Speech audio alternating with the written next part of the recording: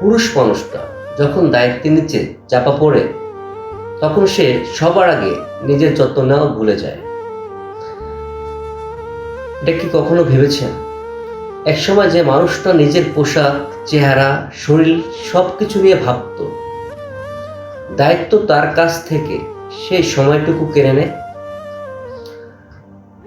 তার চোখের নিচে কালি পড়ে, চুল এলোমেলো হয়, শরীর ক্লান্ত হয়ে যায়, কিন্তু সে কখনোই থামে না, কারণ তার থেমে থাকার সুযোগ নেই।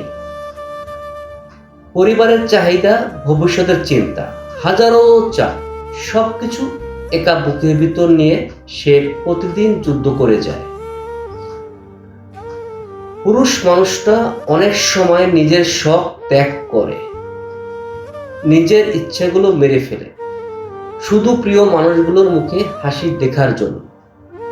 সে কষ্ট লুকাতে শিখে যায়, কারণ সমাজ তাকে শিখিয়েছে পুরুষ মানুষ কাঁদতে নেই। তাই অনেক পুরুষকে বাহির থেকে ভীষণ কঠিন মনে হলেও ভিতরে ভিতরে তারা ভীষণ ক্লান্ত। তারা শুধু একটু শান্তি চায়, একটু বোঝাপড়া চায়, এমন একজন মানুষ চায় যে বলবে তুমিও গুরুত্বপূর্ণ, তোমারও যত্ন নেওয়ার দরকার আছে।